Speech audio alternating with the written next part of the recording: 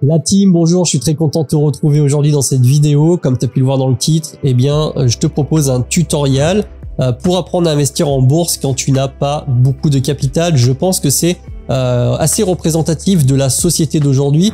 Beaucoup de personnes investissent en bourse sans être multimillionnaires. Ça concerne surtout des personnes qui veulent sécuriser leur avenir d'une certaine manière, préparer une retraite qu'on n'aura peut-être pas. Bref, investir en bourse, c'est une des solutions qui s'offrent à nous.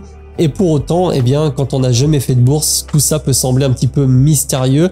On est un peu perdu. Ça tombe bien puisque aujourd'hui, le but premier de la vidéo, c'est justement de t'enlever pas mal de croyances limitantes et de faire en sorte que tu vois un petit peu plus clair dans tout ça. Tu vas le voir, la vidéo est relativement longue, mais je pense que c'est nécessaire pour aborder peut-être pas tous les sujets, mais les sujets essentiels pour te donner un maximum de clés et surtout que tu évites au maximum les erreurs du débutant, des erreurs que j'ai pu faire puisque aujourd'hui ça fait presque 10 ans que j'investis en bourse. Je vais te parler de tout ça dans cette vidéo. Alors, si tu as envie de me remercier avant de commencer, sache que le meilleur moyen, eh bien, c'est de t'abonner à la chaîne, de commenter, de liker. Et après cette vidéo, si vraiment l'aventure te tente, tu vas le voir, moi de mon côté, je vais te présenter divers brokers, des courtiers qui sont des sortes de banques, des comptes bourse. Bref, si tu sais pas ce que c'est, ne t'en fais pas, on va aborder la question dans cette vidéo. Mais dans la description de cette vidéo, sache qu'il y a tout un ensemble de liens d'affiliation. Donc je suis rétro-commissionné pour être totalement transparent avec toi, notamment sur Fortineo, Interactive Broker et eToro qui sont les 3 courtiers que j'utilise. Donc si l'envie t'en prend d'ouvrir un compte chez l'un de ces 3 courtiers, eh bien tu peux me remercier en utilisant un des liens de parrainage / code de parrainage. Donc lis bien l'encart dans la description, ça me permet d'éviter de saturer trop vite mes comptes. Moi je te remercie vraiment par avance et puis je te propose d'attaquer tout de suite le début de cette vidéo. Alors c'est vrai que la bourse c'est un endroit où techniquement on peut gagner beaucoup d'argent, je tiens à être clair avec toi, mais c'est également un endroit qui peut être dangereux quand on ne sait pas ce qu'on fait puisque la bourse est soumise à des variations qui peuvent être assez importantes lorsqu'on a par exemple des cracks boursiers. Et aujourd'hui, eh bien, j'aimerais justement faire en sorte que tout se passe bien de ton côté. Alors, on va commencer par le début et on va rappeler ce que c'est que la bourse parce que peut-être que tu entends parler de la bourse mais tu sais pas vraiment comment ça marche, pourquoi ça existe. Alors la bourse, pour dire les choses de manière très simplifiée, c'est une place de marché internationale où vont s'échanger différents et divers produits financiers tels que des actions, des obligations, des ETF. Si tu sais pas de quoi je parle, c'est peut-être normal. Si tu es débutant, ne t'en fais pas, encore une fois, je vais vraiment aborder le maximum de notions dans cette vidéo. Mais sur cette place de marché, qu'est-ce qui se passe? Eh bien, on va retrouver des entreprises, des matières premières et tout un ensemble d'autres produits structurés où on va peut-être pas rentrer dans le détail dans cette vidéo et on va se concentrer peut-être sur, dans un premier temps, les actions d'entreprise. Une action d'entreprise, c'est quoi? C'est une part de propriété d'entreprise. Et comment ça se fait que tu puisses acheter une petite part d'entreprise? Si tu achètes des actions Apple, tu es directement propriétaire d'une petite partie de la société d'Apple. Comment c'est possible? Eh bien, tout simplement parce qu'à un moment donné, ces entreprises n'arrivaient plus à se faire financer par leur banque. Elles étaient soit trop endettées, soit que tout simplement pour une raison X ou Y, eh bien, les banques ne veulent plus les financer. Pour ça, il reste une solution, c'est ce qu'on appelle faire une introduction en bourse, en anglais une IPO. Et les entreprises vont tout simplement vendre une partie de leur société sous forme d'actions que toi, moi, institutionnel, professionnel, vont pouvoir acheter. Et ensuite, tu vas pouvoir échanger ces actions parce que tu en seras le propriétaire sur le marché secondaire qui reste la bourse en soi. Et c'est comme ça que les choses vont se passer. Le but de la bourse, on va pas se mentir, c'est d'arriver à générer du patrimoine, à s'enrichir en achetant des choses à un certain prix et en les revendant à un prix plus cher. C'est exactement comme si demain, je sais pas, tu es à la Fnac, il y a une super promo, tous les iPhones sont à moins 50%. Et toi, tu vas te dire, bah tiens, je vais l'acheter, il vaut 1000 € en temps normal, il se retrouve à 50 € aujourd'hui. Et je vais en acheter une dizaine et je vais les revendre ensuite au détail lorsque le prix sera remonté. C'est exactement comme ça que les choses se passent en bourse. En tout cas, c'est ce que tout le monde essaie de faire. Je ne connais aucun investisseur qui veut aller faire de l'investissement boursier pour s'appauvrir. Ça serait une vraie connerie. Aujourd'hui, dans cette vidéo, je vais essayer d'être ultra honnête avec toi et de te dire les choses telles qu'elles sont, sans tourner autour du pot, sans te faire miroiter des choses qui sont fausses. En bourse, tu ne vas pas devenir millionnaire en 6 mois avec 10 000 euros, sauf si tu as extrêmement de chance et que tu as eu les corones de mettre all-in sur une action. Je te garantis tout de suite, c'est pas du tout ce que je vais te conseiller parce que à la fin, enfin sur la fin de cette vidéo, je vais te présenter des stratégies. C'est pas mes stratégies, c'est pas moi qui les ai inventées, c'est des stratégies qui fonctionnent de manière générale. Mais voilà concrètement comment va se passer la bourse. Alors maintenant, c'est vrai que si tu es débutant, tu te dis, moi, la bourse, en fait, c'est totalement abstrait. Je sais même pas comment on achète une action, Jérém. Là, tu me parles de sociétés en bourse, d'actions, etc. Mais comment on achète une action? Ne t'en fais pas. On va passer par toutes les étapes. La première chose qu'il faut savoir, déjà, avant même d'investir en bourse, c'est de te former. Donc là, tu es sur la bonne voie puisque tous ceux qui regardent cette vidéo sont à minima des personnes qui cherchent à en savoir le plus possible. Pour investir en bourse, il va falloir que tu aies un compte bourse. Alors, un compte bourse, c'est comme un compte bancaire, entre guillemets, à la différence que tu vas pouvoir acheter des produits financiers, actions, obligations, ETF, etc., etc. Un compte bourse, eh bien, tu en as deux types. Nous, en France, on a la chance, en tant que résident fiscal français, de pouvoir ouvrir ce qu'on appelle un PEA. Alors, PEA, un acronyme de plan épargne action, eh bien, c'est un compte un peu spécifique qui va avoir un avantage fiscal à partir d'un certain temps de détention. Et en parallèle, eh bien, tu as aussi un compte plutôt généraliste en bourse où tu n'as pas d'avantage fiscal, mais tu ne vas pas avoir les limites, comme je vais te l'expliquer, du PEA, qui s'appelle un CTO, donc encore une fois, un acronyme de compte titre ordinaire. C'est globalement un compte que tous les investisseurs boursiers peuvent avoir. Tu peux en avoir une infinité et c'est ce qui va te permettre d'investir sur toutes les places de marché internationales. Donc là, très concrètement, et on va un petit peu détailler PEA, compte titre. Donc, il faut bien comprendre, c'est que tu as ces deux comptes. Et tu vas le voir, je vais te conseiller d'ouvrir ces deux comptes. PEA d'un côté, compte titre de l'autre. Alors, le plan épargne action est un compte, comme je te l'ai dit, avec un avantage fiscal. Ce qui va se passer, c'est que à partir d'un certain délai de détention, une fois que tu vas ouvrir ton compte, il va y avoir le premier jour d'ouverture. Et 5 ans après avoir détenu ce compte-là, eh bien, tu vas avoir l'avantage fiscal de ne pas payer l'impôt sur le revenu. Alors, attention, j'ai bien dit impôt sur le revenu. Aujourd'hui, si, par exemple, tu as, je sais pas, tu es sur la tranche des 12,8% d'impôt sur le revenu et tu payes 17,2% sur la CSG-CRDS, eh bien, au bout de 5 ans de détention de ton PEA, eh bien, tu ne vas plus payer l'impôt sur le revenu à hauteur de 12,8%. Tu vas uniquement payer les cotisations sociales CSG-CRDS.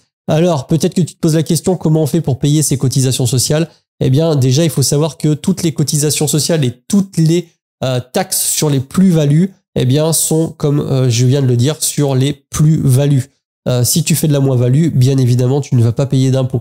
Donc ça, c'est vraiment une notion importante. Tu vas le voir aussi, pour pas trop t'embrouiller, je passerai sur le compte titre après. Mais sur le plan épargne action, il faut considérer ça comme une sorte de compte où tout se passe à l'intérieur du compte. Une fois que tu as mis de l'argent à l'intérieur, le but étant de ne pas le sortir tout de suite et de essayer de faire en sorte de garder le plan épargne action le plus longtemps possible et de l'exonération de l'impôt sur la plus-value. Ça, c'est vraiment le premier truc à savoir. Mais le deuxième truc à savoir, c'est que eh bien, tout ça a une certaine limite, puisque sur le plan épargne action classique, eh bien, tu peux seulement investir 150 000 euros. Donc ça, c'est vraiment l'apport financier en euros que tu vas pouvoir injecter sur ton plan épargne action. Ça, c'est vraiment une notion à comprendre.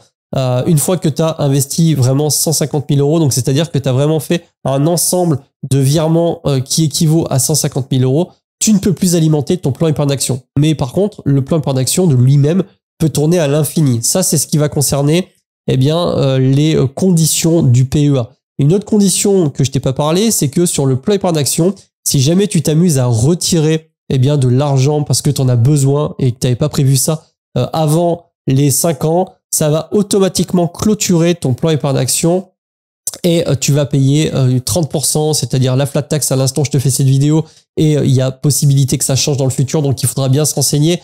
Cette vidéo, je te la tourne le 18 août 2024, donc on est encore sur les conditions en vigueur en France de la flat tax à 30% sur toutes les plus-values.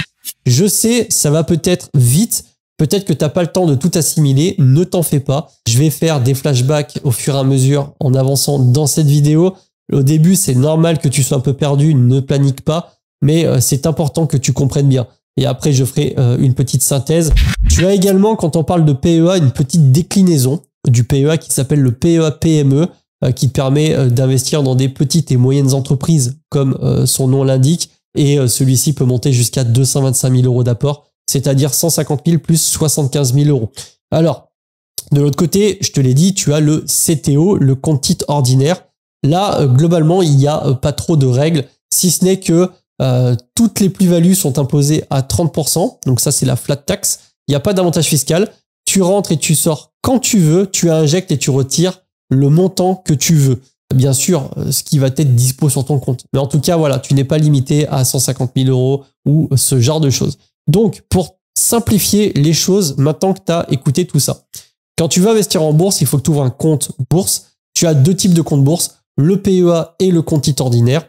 Dans un premier temps, si tu es résident fiscal français, tu vas utiliser le plan épargne action. Alors, un petit truc que je t'ai pas dit sur le PEA, c'est que tu peux investir seulement dans des sociétés françaises et européennes au travers de ce plan épargne action. C'est pour ça que tu as l'avantage fiscal. C'est parce que l'État t'incite à soutenir l'économie de ton pays. Mais tu vas le voir, il y a également des petites techniques, un petit hack qui te permet d'investir dans des actions américaines sous forme de produits qu'on appelle des ETF grâce à un swap et qui te permettront de détenir par exemple des indices américains. On y reviendra un petit peu plus tard. En conclusion, PEA et compte titre, il n'y a pas de mieux ou de moins bien.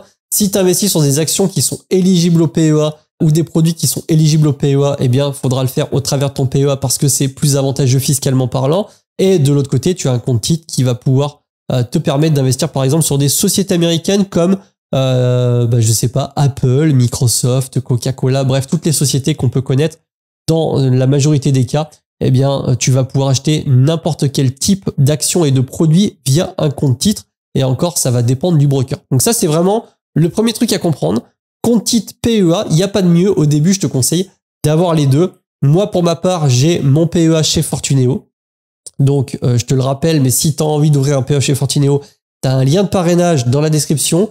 Donc, je te remercie. Et si tu as envie d'ouvrir un compte titre, eh bien, tu peux le faire chez n'importe quel broker. Moi, j'utilise Interactive Broker principalement parce que j'estime que c'est le meilleur broker. Ça ne reste que mon avis personnel. Attention, tout ce que je te dis aujourd'hui est dans un but informatif. Je ne suis pas conseiller financier, je ne suis pas conseiller en gestion de patrimoine. Je te donne simplement un maximum d'informations. J'ai choisi Interactive Broker, j'en suis hyper content. Je trouve que c'est un broker un courtier. Broker et courtier, c'est la même chose, hein. C'est simplement broker, c'est le terme anglais. Courtier, c'est le terme français. Donc, tu vas voir, principalement, j'utilise le terme broker simplement par habitude. Mais Interactive Broker, je trouve que c'est tout bonnement excellent. Et encore une fois, si tu as envie d'ouvrir un compte chez eux et de me soutenir, tu as un lien dans la description. Donc ça, ce sont vraiment les deux comptes par lesquels tu vas passer tout simplement pour démarrer et faire tes investissements boursiers. Alors maintenant qu'on a pas mal dégrossi toute la partie compte, bien sûr, tu peux retrouver tout un ensemble de vidéos sur le PEA, sur le compte titre sur ma chaîne, t'hésiteras pas à aller voir. On va parler maintenant des différents produits, actions, obligations, ETF dans un second temps. Je tiens quand même à te préciser que ici, comme tu as pu le comprendre, on est sur une vidéo où on investit avec des montants qui sont relativement faibles, mais c'est pas pour ça que tu ne vas pas gagner et que tu ne peux pas gagner beaucoup d'argent. La preuve en est sur ma chaîne YouTube en attaquant avec seulement 5 000 euros et en faisant ce qu'on appelle un DCA. Tu vas voir par la suite ce que c'est. Eh bien, je suis doucement mais sûrement arrivé à une valorisation de plus de 50 000 euros sur mon PEA en connaissant des journées avec des plus de 1500 euros de plus-value latente. Ça ne veut pas dire que je gagnais 1500 euros par jour tous les jours, mais en tout cas, ça veut dire que la variation de mon PEA pouvait atteindre 2%. Et quand tu fais le calcul, 2% de 50 000 euros, ça fait 2000 euros. C'est surtout pour te faire prendre conscience que oui, gagner de l'argent en bourse, c'est possible. J'en ai toujours gagné sur le long terme. Je n'ai jamais perdu d'argent. Quand je regarde tout ce que j'ai investi, eh bien, je suis en balance positif de plusieurs dizaines de milliers d'euros. Ça, c'est la réalité. Et moi, de mon côté, ce que je veux, eh bien, c'est que ce soit aussi le cas pour toi. Alors, deuxième partie dans la vidéo. Maintenant, on va parler des différentes notions et acronymes / produits financiers qu'on va pouvoir retrouver en bourse. Alors, la première chose, eh bien, tu l'as compris, ce sont les actions. La plupart du temps, quand on entend parler de la bourse, on entend parler des actions. Comme je te l'explique au début de la vidéo, c'est cette petite part que tu vas détenir et pour laquelle tu seras le propriétaire d'une entreprise. Donc ça, c'est vraiment incroyable aujourd'hui que n'importe quel particulier, je trouve, puisse acheter des actions sans avoir à passer une sorte de certificat, diplôme. Bref, tu as simplement à ouvrir un compte bourse et tu peux acheter des actions d'entreprise. Ne t'en fais pas, je te montrerai en live, notamment sur Fortuneo et également sur Interactive Broker, comment on fait pour acheter une action.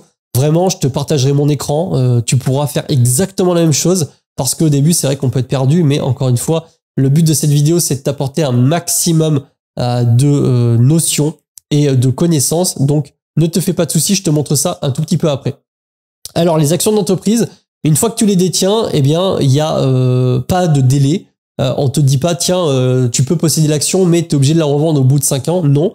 La preuve en est, il y a certains investisseurs très connus, notamment Warren Buffett, qui est le plus grand investisseur vivant, en tout cas au moment où je te fais cette vidéo, qui est relativement vieux. Eh bien, il détient des actions depuis des dizaines d'années. Par exemple, des actions Coca-Cola, il les détient depuis quasiment 40 ans. Donc, il n'y a pas vraiment de délai.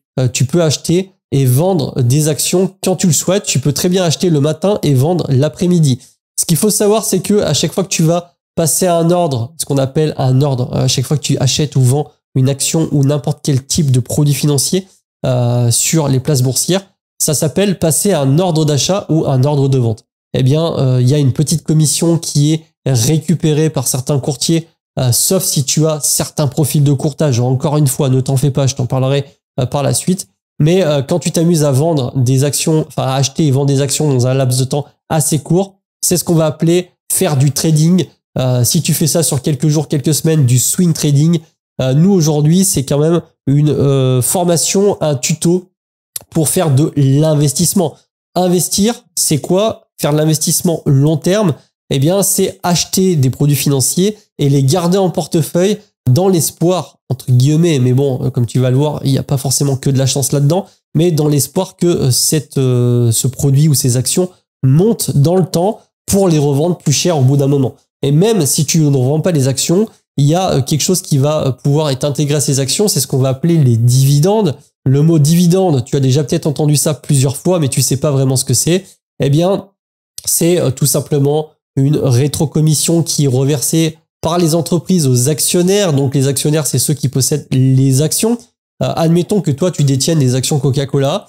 Eh bien, la société Coca-Cola va tous les ans, en tout cas jusqu'à maintenant, c'est tous les ans, prendre une partie de son bénéfice net qu'elle a engendré cette année-là, par exemple, et reverser un certain pourcentage aux actionnaires en le divisant par le nombre d'actions en circulation.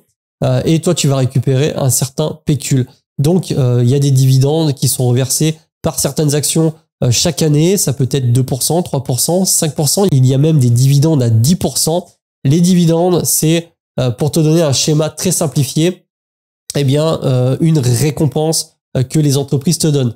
Par contre, il faut bien comprendre un truc, c'est que quand un dividende est reversé, c'est ce qu'on va appeler un détachement de coupon. On l'appelle comme ça. Imagine-toi une action qui coûte 100 € et il y a un reversement de dividende de 5% sur chaque action détenue en portefeuille. Donc, pour chaque action de 100 €, tu vas recevoir 5 € sous forme de cash. C'est comme ça que le dividende va fonctionner. Mais le détachement de coupon, pourquoi? Parce que ça va se détacher du prix de l'action initiale. C'est-à-dire que si ton action coûte 100 € et qu'il y a un dividende de 5 €, on va prendre 5 € sur chaque action et on va te le donner sous forme de cash et ton action va passer de 100 à 95 €. C'est exactement la même chose que de posséder par exemple 100 € sur un compte bancaire. Tu vas au distributeur avec ta carte et tu retires 5 €, eh bien tu as 5 € en billets de 5 en cash dans la main et il te reste 95 € sur ton compte bancaire. Ça, c'est vraiment la façon d'imager comment fonctionne un dividende, un détachement de coupon par une société lorsqu'elle te verse tout simplement le dividende annuel. Alors, il y a des dividendes qui sont versés trimestriellement, semestriellement. Il y a même des dividendes qui sont versés mensuellement. Donc, encore une fois, il ne faudra pas que tu hésites à te renseigner puisque parmi les stratégies d'investissement, tu as des portefeuilles qu'on appelle à dividendes.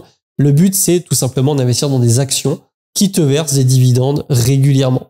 Donc ça, ce sont vraiment des notions, on va dire, de base. Les actions, les dividendes. Et maintenant, j'aimerais un petit peu te détailler les notions d'indices de capitalisation. On va commencer par les indices. Je suis sûr que tu as déjà entendu le terme CAC 40, que ce soit à la radio. Aujourd'hui, le CAC 40 est à 7900 points, prenant plus 2% aujourd'hui, etc. C'est des choses que personnellement, j'ai entendues dans le passé à la radio, à l'époque où je faisais pas de bourse, et je savais pas trop exactement ce que c'était. Peut-être que c'est ton cas. Eh bien, encore une fois, je vais t'expliquer tout ça. Dans le monde de la bourse et dans le monde de manière globale, c'est-à-dire à l'international, il existe plusieurs indices. En France, on a le CAC 40. Aux États-Unis, tu as par exemple plusieurs indices. Tu vas avoir le Dow Jones, tu vas avoir le S&P 500, tu vas avoir le Nasdaq. Au niveau asiatique, tu vas avoir des indices comme le Nikkei 225, tu vas avoir le DAX côté Allemagne. Bref, il existe tout un ensemble d'indices, mais pour t'expliquer un petit peu ce que ça veut dire, le CAC 40, donc CAC 40, eh bien, ce sont les 40 plus grosses entreprises françaises qui sont capitalisées en bourse, qui sont introduites en bourse. Eh bien, on prend les 40 plus grosses entreprises et ça forme un indice. Parmi ces entreprises, tu vas avoir Louis Vuitton, LVMH, tu vas avoir Pernod Ricard, tu vas avoir Danone, tu vas avoir Total Energy, tu vas avoir des boîtes comme Schneider Electric. Bref, tu as quasiment toutes les sociétés que tu connais qui se retrouvent dans le CAC 40. Côté États-Unis, eh bien, tu as plusieurs indices. Dans chacun des indices, tu as des actions qui se retrouvent d'un côté ou de l'autre. Par exemple, le Nasdaq 100, c'est les 100 plus grosses capitalisations, les 100 plus grosses sociétés qui ont été introduites en bourse sous le Nasdaq. Donc, tu vas retrouver Apple, Microsoft, Nvidia, Google, etc., ce genre de sociétés. Et tu as le S&P 500 qui est toujours un indice américain, qui est l'indice phare. C'est celui-ci qui va diriger un petit peu toutes les bourses et toute l'économie mondiale.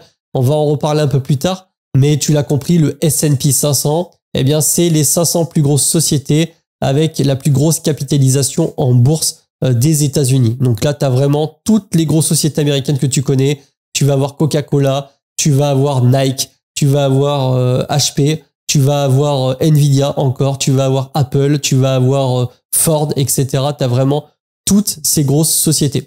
Donc ça, c'est ce qu'on appelle vraiment les indices. C'est relativement important parce que tu vas le voir parmi les stratégies d'investissement qui s'offrent à nous et surtout en tant que débutant, eh bien, tu vas avoir des stratégies qui s'appuient notamment sur des indices. Encore une fois, je t'en reparlerai un peu plus tard dans cette vidéo dans la partie stratégie d'investissement. Alors, dans les indices, on a parlé de capitalisation boursière. Alors, la capitalisation d'une entreprise, c'est quoi? Eh bien, c'est simple. C'est globalement quel est le prix, quel est le montant que vaut la société lorsqu'on décide de réunir toutes les actions en circulation boursière. Admettons que tu es une société X qui a 1 million d'actions cotées en bourse. Voilà, il y a 1 million d'actions, ce qu'on appelle en circulation, qui sont détenues dans différents portefeuilles, que ce soit des portefeuilles particuliers, toi, moi, ou des portefeuilles professionnels qu'on appelle institutionnels. Eh bien, s'il y a 1 million d'actions à 10 € l'action au moment où on fait la cotation, eh bien, la société vaut 10 fois 1 million, c'est-à-dire 10 millions d'euros ou de dollars suivant la devise dans laquelle elle est cotée.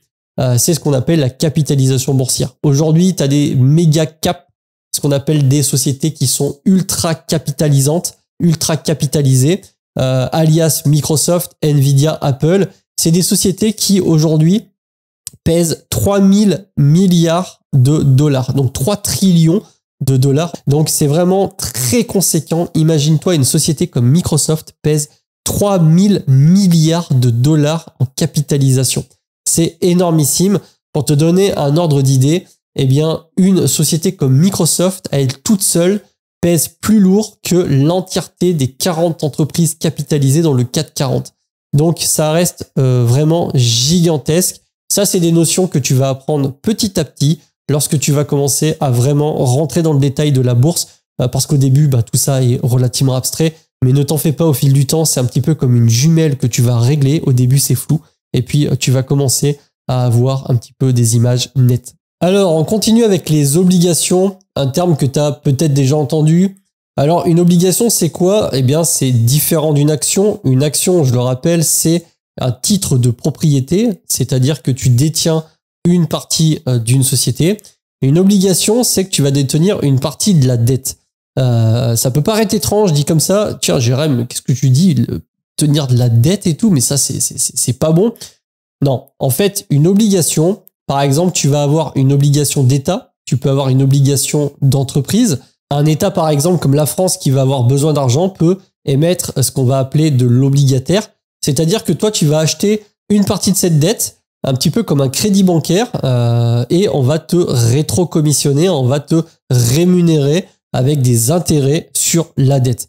Donc, l'avantage d'une obligation, c'est que quand tu achètes une obligation, eh bien, tu connais le rendement, l'intérêt qu'on va te donner tous les ans sur cette obligation-là. Ça peut être 2%, 3%, 4%. C'est également ce qu'on peut appeler le bon du trésor. Voilà, quand tu possèdes du bon du trésor américain, par exemple, eh bien, c'est que tu vas posséder de l'obligataire sur la dette américaine au niveau État. Tu as également des obligations sur des entreprises. Une entreprise peut tout simplement lever de la dette. Toi, tu achètes cette dette et l'entreprise va te rémunérer sur le titre obligataire. Alors, l'obligation, comme son nom l'indique, c'est que tu vas être prioritaire, c'est-à-dire que si jamais, par exemple, il va y avoir un problème de liquidité, eh bien, en priorité, on va d'abord payer les intérêts sur les obligations et seulement ensuite, si il faut, on va rembourser les actionnaires, donc les actionnaires, ceux qui possèdent et qui détiennent les actions d'entreprise. Donc vraiment, action, obligation, action, titre de propriété, obligation, de la dette, de la créance, tout simplement. Mais nous, ce qui va vraiment nous intéresser, c'est pour ça que je vais terminer en tout cas ce module-là sur les ETF. Alors les ETF, c'est peut-être quelque chose que tu n'as jamais entendu parler. ETF, encore un acronyme, je suis désolé, et en plus un acronyme américain qui veut dire Exchange Trading Fund. C'est un produit financier qui va être extrêmement important pour nous en tant qu'investisseurs débutants parce que tu vas le voir, ça t'enlève énormément de contraintes, ça te facilite vraiment grandement l'investissement en plus de te donner des performances qui sont tout bonnement incroyables. C'est un peu le produit magique, attention, magique, t'as compris, hein, entre guillemets, parce qu'il n'y a rien de magique en bourse, mais en tout cas, une fois que tu auras bien saisi ce qu'est un ETF, j'ai fait une vidéo d'ailleurs sur le sujet, une vidéo complète sur les ETF que tu vas pouvoir retrouver ici.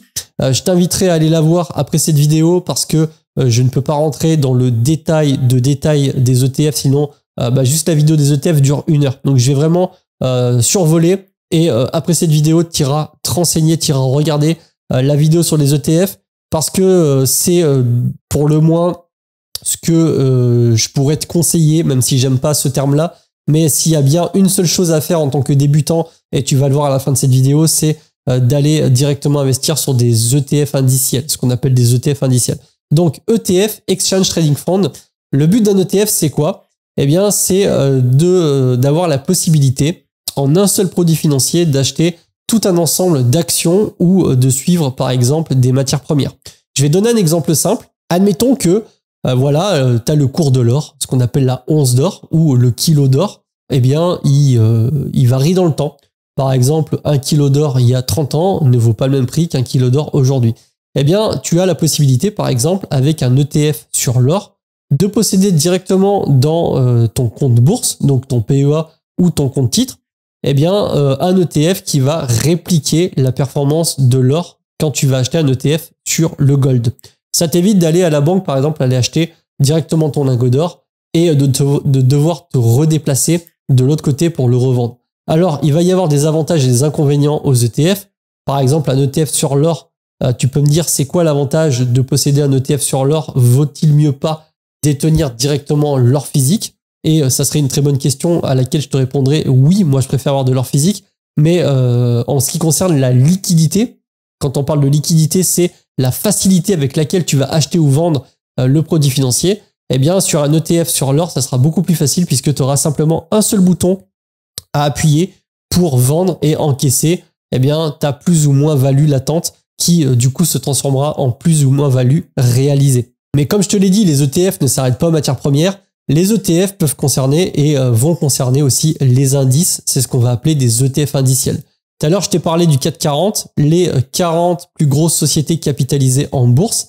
Eh bien, tu peux acheter tout simplement un ETF qui va répliquer la performance du CAC 40 sans avoir acheté les 40 entreprises qui constituent l'indice.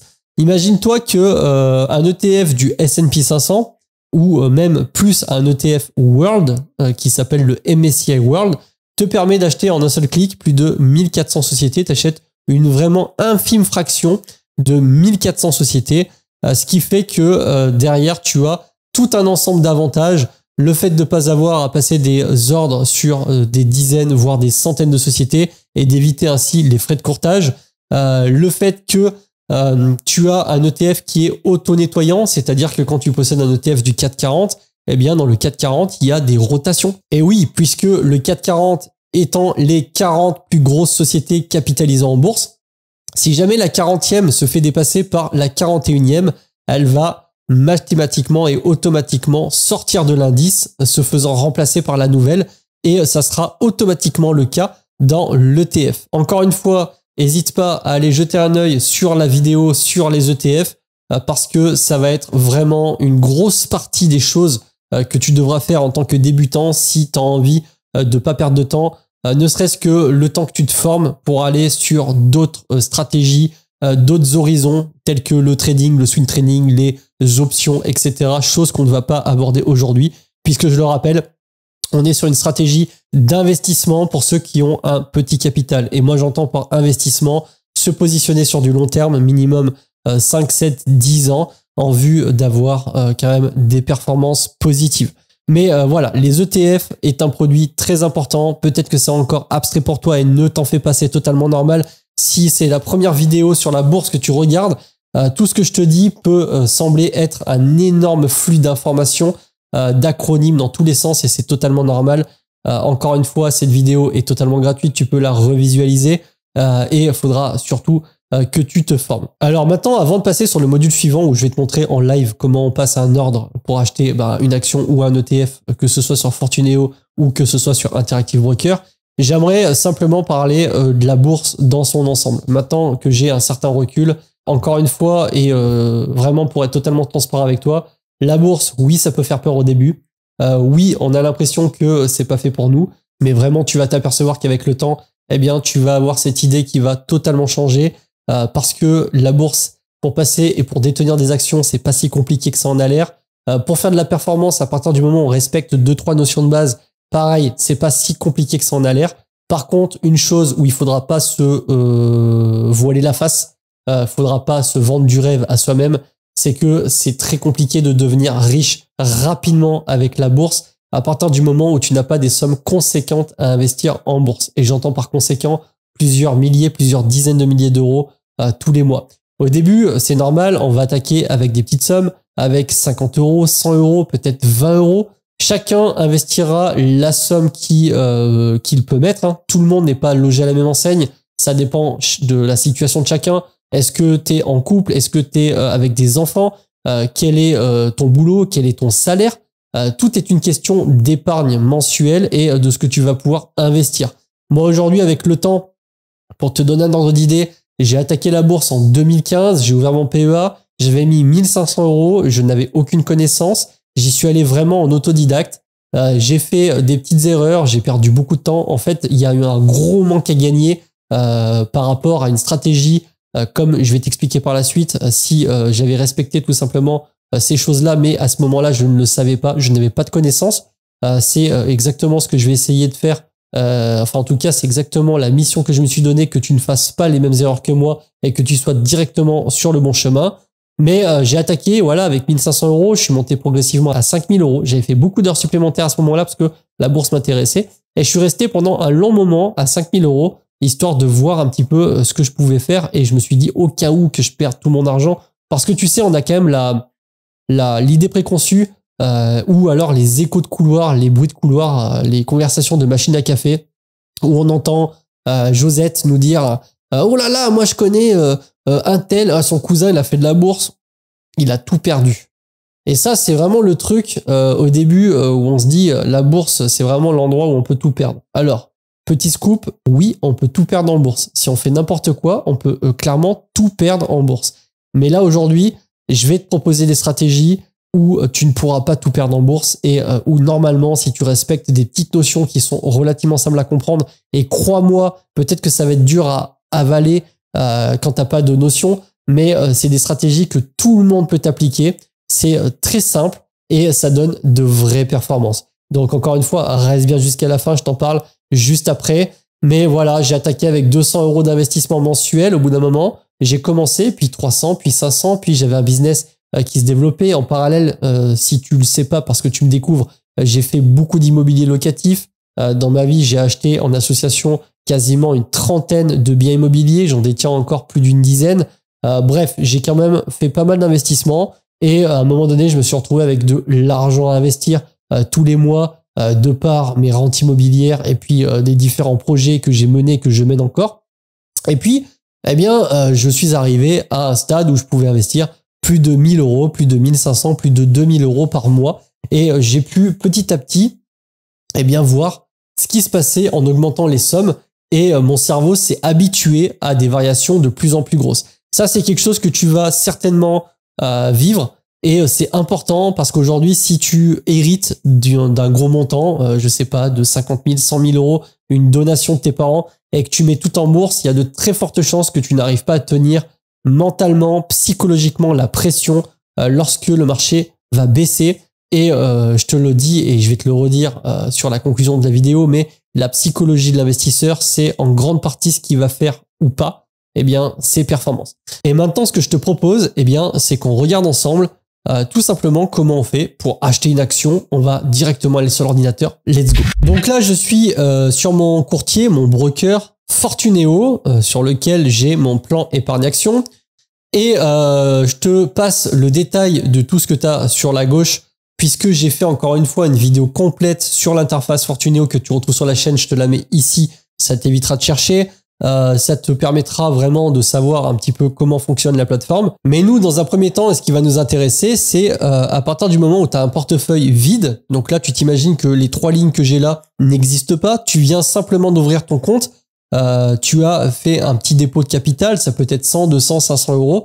Bref, tu as que du cash sur ton compte bourse, ton PEA ou ton compte titre. Et tu te retrouves avec aucune ligne. Comment tu fais tout simplement pour acheter une ligne? Pour ça, c'est très simple. Il suffit d'aller sur le passage d'ordre. Je t'en ai parlé depuis tout à l'heure. Et à ce niveau-là, tu vois, il y a écrit taper un code, un Nemo ou un libellé. Donc, soit tu tapes, par exemple, Renault, le nom d'une société, si jamais tu as envie d'acheter du Renault. Alors attention, je te dis pas d'acheter du Renault. Me fais pas dire ce que j'ai pas dit. C'est simplement pour l'exemple. Tu peux taper directement le nom de la société. Mais tu peux également utiliser ce qu'on appelle le code ISIN, qui s'intitule sous une forme comme celle-ci. Tu as tout un tas de codes ISIN ici. Le code ISIN, c'est un petit peu comme une plaque d'immatriculation d'une voiture. Il est unique et il fait référence à un seul produit financier. Les codes ISIN sont donnés par tous les sites sur lesquels tu peux trouver des actions. Et moi, pour te donner un ordre d'idée, j'ai copié-collé le code ISIN d'un ETF, qui est un produit financier. Tu vas voir, on va faire une recherche. Voilà, c'est celui-ci. Et cet ETF, c'est celui-ci. Le BNP Paribas Easy S&P 500 UCIT ETF, c'est EuroACC. Il y a beaucoup de termes dans le titre. Tu dois te dire, mais qu'est-ce que c'est que tout ça, Jérém? Encore une fois, tire à voir la vidéo sur les ETF. Je t'explique tout en détail. C'est simplement pour te donner l'exemple que moi, de mon côté, quand je fais un passage d'ordre, je recherche systématiquement les produits avec le code ISIN. Donc, rappelle-toi, la plaque d'immatriculation, la référence du produit ou de l'action que tu cherches. Au moins, tu es sûr que tu sois sur la bonne. Et tu arrives sur ce qu'on appelle la fenêtre de passage d'ordre avec le carnet d'ordre. Tout ça, là, c'est des choses fondamentalement que tu vas pas trop regarder au début. Ça n'aura que très peu d'incidence. C'est simplement qu'est-ce qui est en cours d'achat, qu'est-ce qui est en cours de vente. Mais normalement, ça ne devrait pas influer sur ta prise de décision. Nous, ce qui va nous intéresser, c'est cette fenêtre-là. Comment on configure tout simplement tout ça? Alors, premièrement, tu as le sens, achat ou vente. Parce que oui, le passage d'ordre, c'est passage d'ordre à l'achat ou passage d'ordre à la vente. Nous, aujourd'hui, on va acheter. Mais c'est exactement la même chose quand tu dois vendre. Ça sera pas bien différent. La quantité, c'est la quantité d'actions ou la quantité du produit financier en question. Là aujourd'hui, par exemple, on peut voir que la dernière cotation du produit financier, je fais cette vidéo le week-end, le marché est fermé le week-end parce que les horaires d'ouverture, c'est 9h, 17h30, heure de Paris. Ça, il faut le savoir. Voilà, j'ai pas donné l'info au début, mais tu ne peux pas passer... Enfin, tu peux passer tes ordres en marché fermé, mais ils se déclencheront uniquement lorsque le marché s'est ouvert. Le produit financier, le dernier cours, on était à 25,168 €. Donc ça, normalement, ça n'a pas trop varié puisque c'est un ETF. Par exemple, si j'achète techniquement une dizaine d'unités, ça devrait nous donner un prix total aux alentours des 250 €. La validité, je mets au jour. J'ai envie que la prise en compte de l'ordre se fasse aujourd'hui. Là, tu peux choisir une révocation ou autre. On va pas rentrer maintenant dans le détail des différentes options possibles. Encore une fois, je t'ai fait un point sur la partie Fortuneo sur le tuto de l'interface. Le type d'ordre, c'est pareil. Tu as plusieurs configurations possibles, limitées à la meilleure limite au seuil de déclenchement, à la plage de déclenchement et au marché. Pour simplifier et pour pas se prendre la tête, on va passer les ordres au marché. Je t'inviterai de ton côté à aller te renseigner une fois que tu seras un petit peu plus expérimenté sur à quoi ça correspond tout simplement les différentes options. Mais sache que tu peux utiliser tout le temps cette configuration achat ou vente jour au marché. Et tu vois, 10 unités à 25,168 €, ça me donne une estimation à 251,68 €. Il suffit de cliquer sur acheter. Et là, ça me dit que je dépasse ma couverture. C'est normal, je n'ai pas assez de cash sur mon PEA parce que moi, je fais des virements directement depuis mon compte courant vers mon PEA à chaque fois que j'ai envie de passer à un ordre. Au moins, ça m'évite de laisser de la trésorerie qui dort dans le vide, entre guillemets. Et une fois que tu fais acheter, ça te demande une confirmation. Tu as une deuxième fenêtre qui s'ouvre, une fenêtre de confirmation. Voulez-vous vraiment acheter ces produits financiers? Cochez la case, faites oui. Et ça y est. Et une fois que tu as cliqué, eh bien, quand tu reviens sur ton portefeuille, en l'occurrence, moi je suis sur mon PEA, tu auras bien la ligne qui va s'afficher. C'est instantané avec la quantité ici qui sera de 10 unités, de 10 quantités. Donc tu vas avoir 10 quantités de cet ETF-là. Et globalement, la ligne, c'est le nom de l'ETF ou de l'action. Par exemple, si tu as du Louis Vuitton LVMH, tu auras une ligne où il y aura écrit LVMH. Tu vas avoir le cours unitaire de l'action ou du produit financier. La variation par rapport à la veille. Donc, si hier le produit était à 25 € et qu'aujourd'hui il est à 25,16 €, par exemple, ça va te dire que c'est à plus 0,13%. C'est vraiment un exemple. La quantité.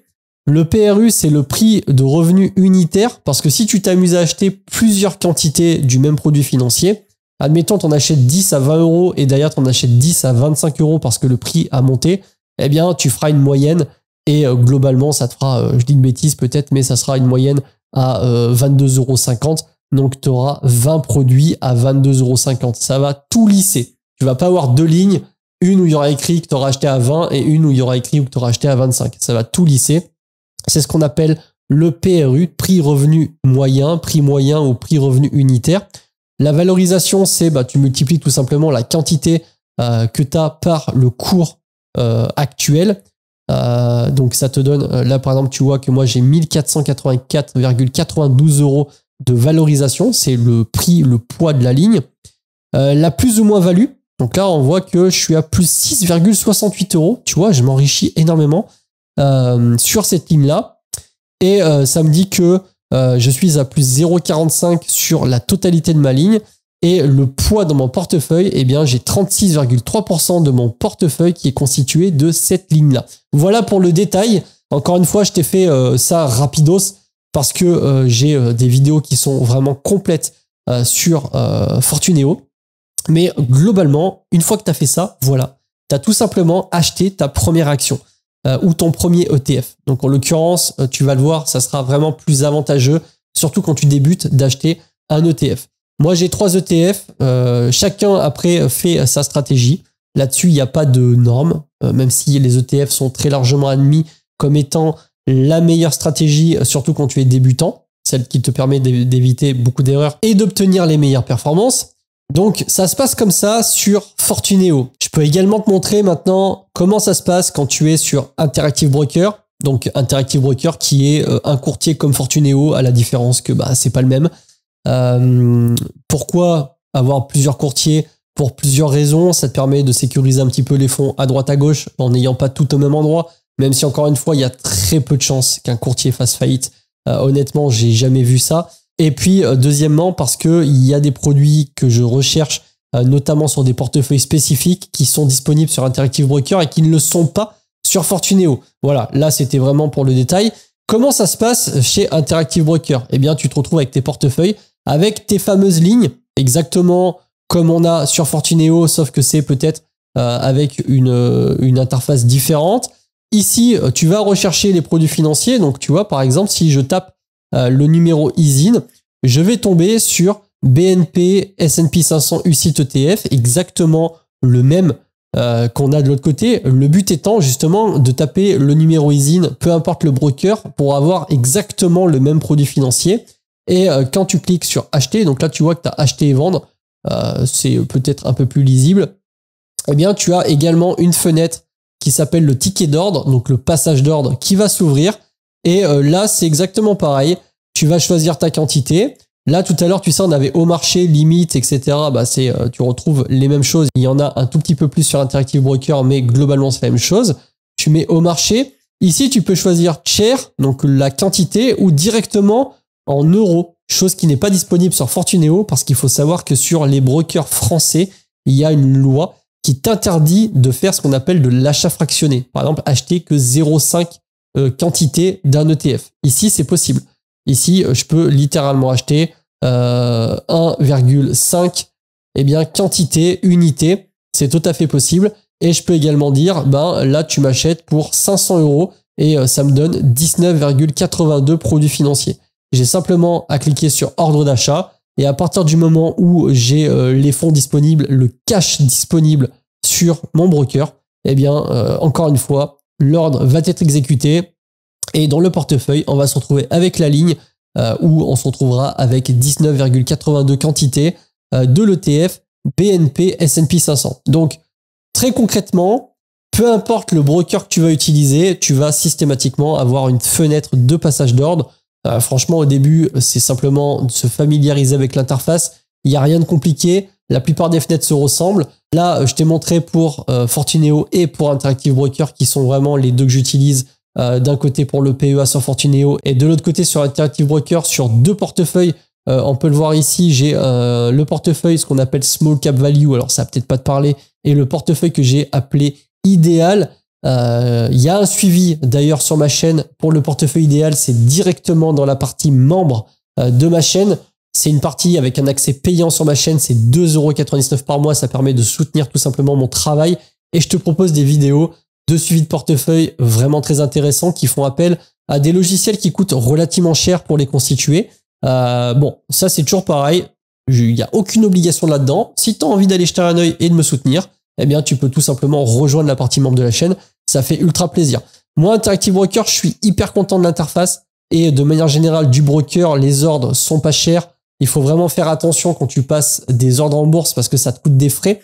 Sur Fortuneo, quand tu iras voir le fameux guide, le tuto sur Fortuneo, tu vas le voir. Il y a des profils de courtage qui te permettent d'avoir des frais qui sont différents.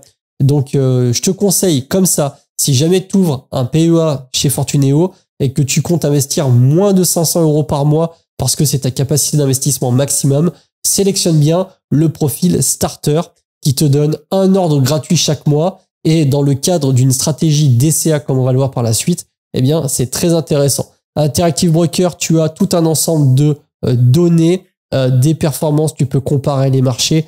Bref, je vais pas te faire un tuto aujourd'hui sur cette plateforme, notamment qu'il y a une chaîne spécifique à Interactive Broker qui s'appelle Axel Interactive Broker, je ne le connais pas, mais son travail est très qualitatif, donc t'hésiteras pas à aller jeter un œil sur sa chaîne.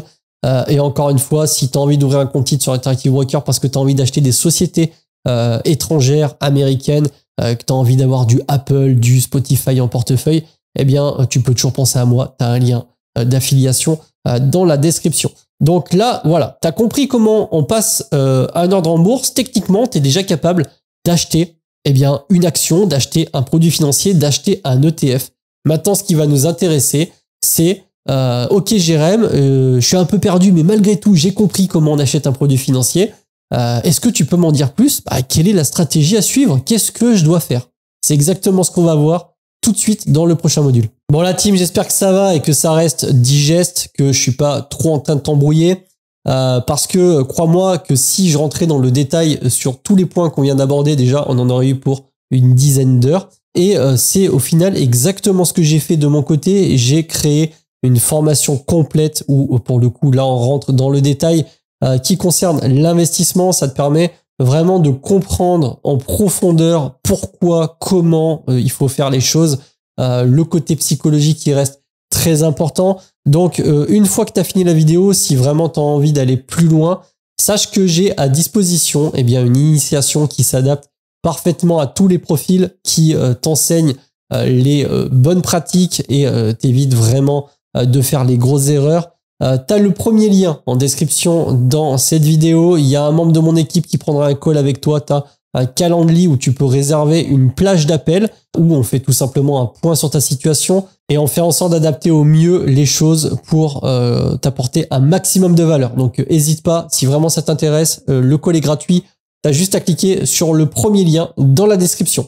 Alors, maintenant qu'on a vu comment on fait pour acheter une action, que tu as compris le passage d'ordre suivant les brokers, suivant les courtiers, il est temps maintenant de parler de stratégie parce que il n'y a pas de stratégie universelle, tu vois, en bourse, la stratégie qui donne 100% de résultats positifs. Tu t'imagines bien que si toutes les stratégies fonctionnaient sans qu'il y ait le moins d'encombre, tout le monde utiliserait la même. Alors là, tu es en train de te dire, alors dans ce cas-là, Jérém, comment on fait, etc. J'ai envie de te dire que la bourse et le fait de gagner sur le long terme, c'est principalement par rapport aux convictions. Ensuite, est-ce que tu fais du trading, du swing trading? Est-ce que tu fais des options ou est-ce que tu fais de l'investissement? L'approche ne sera pas la même. Et ensuite, il y a des stratégies qui vont mieux s'adapter à certains profils qu'à d'autres. Et le but maintenant, c'est que je te présente ces diverses stratégies. Donc, en stratégie, tu vas le voir, j'en ai noté plusieurs. La stratégie d'action growth, donc ça, c'est encore une fois le terme américain, c'est globalement la stratégie sur les actions de croissance, les valeurs de croissance, qui va être très globalement d'investir sur les sociétés qui ont un très fort potentiel de développement. En ce moment, au moment où je te fais la vidéo, on est sur la révolution de l'intelligence artificielle, de la robotique, de l'automatisation. Et on a des sociétés qui sont leaders dans leur domaine, alias Nvidia, qui a explosé en bourse. Je peux peut-être te montrer un petit graphe pendant que je te parle, mais c'est une société qui globalement, en moins de 5-6 ans, a vu son cours passer de 3 $ l'action à plus de 100 $ l'action, ce qui fait une hausse vertigineuse.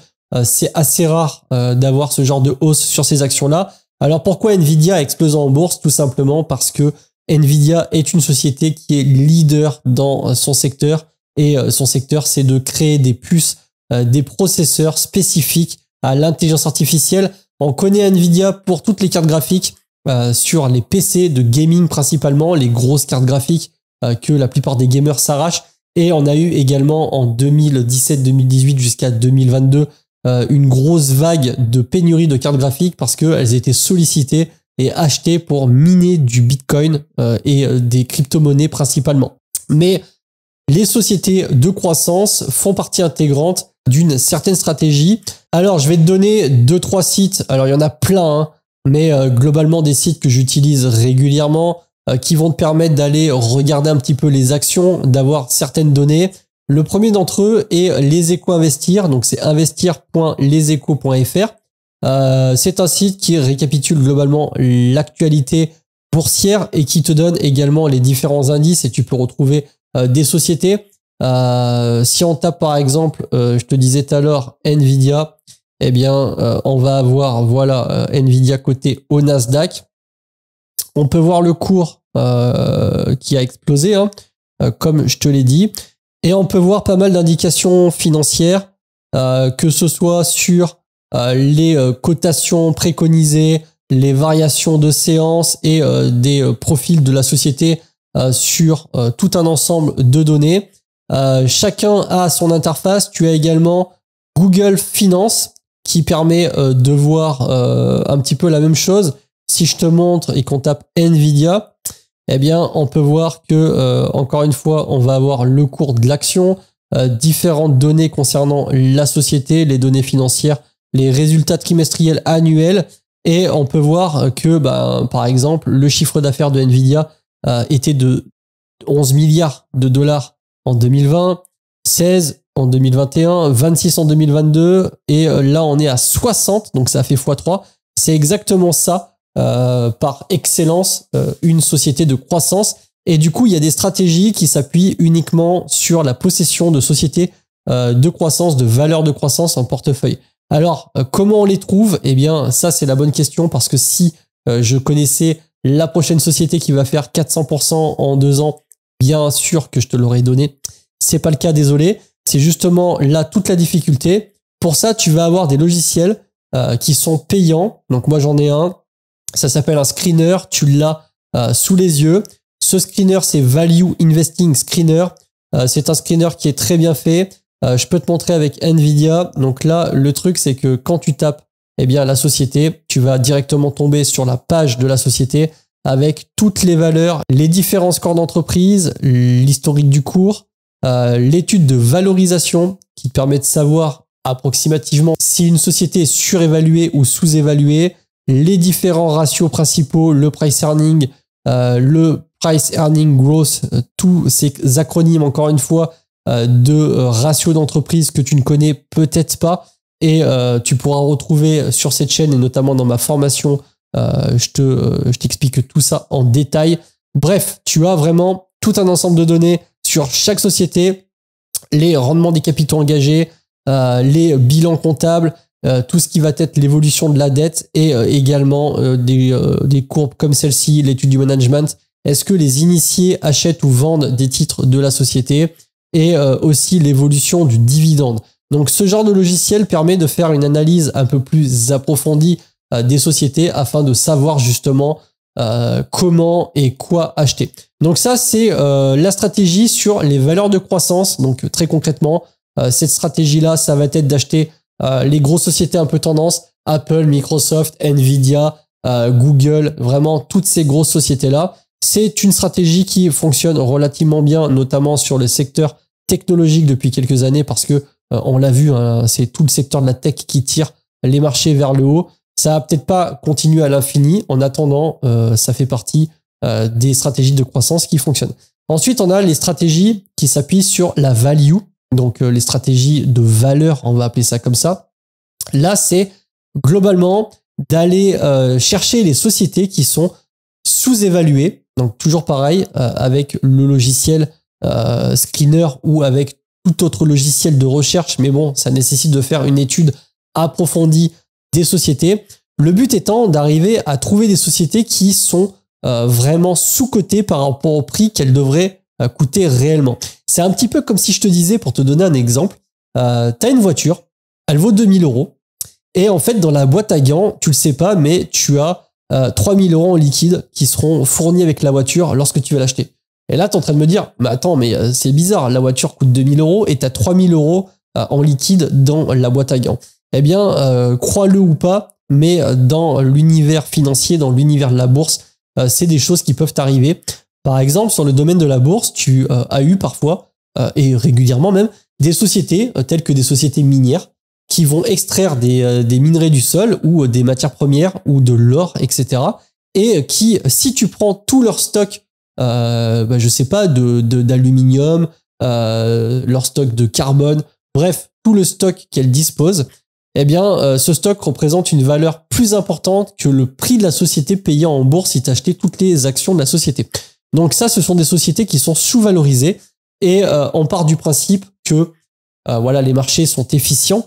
Et c'est-à-dire qu'au bout d'un moment, ils vont se rendre compte, quand je dis ils, c'est le marché dans un aspect général, tous les acteurs du marché, tous ceux qui vont investir dans le marché, toi, moi, les institutionnels, eh bien, tu pars du principe qu'au bout d'un moment, et à force de rester dans le temps, de plus en plus de personnes vont s'apercevoir de ça et vont acheter le titre parce qu'ils estiment que la boîte, elle est vraiment trop peu cher payée. Exactement comme si demain, voilà, il y avait un bug dans la matrice et tu as un magasin eh bien, qui vend les iPhones 100 € alors qu'à la Fnac, ils sont à 1000 €. Bon, là, j'ai extrapolé, mais tu as compris l'idée. c'est ce qu'on va appeler des portefeuilles value.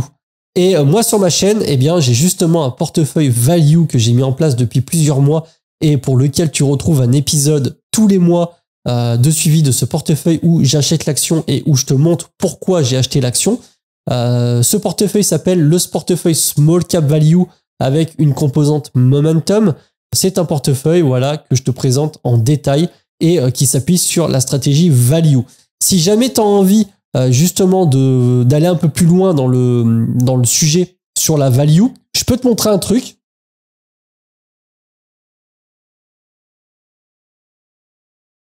C'est ce livre-là. Donc, ce livre qui est une référence parmi les livres sur la bourse, qui s'appelle L'investisseur intelligent, qui a été écrit par Benjamin Graham.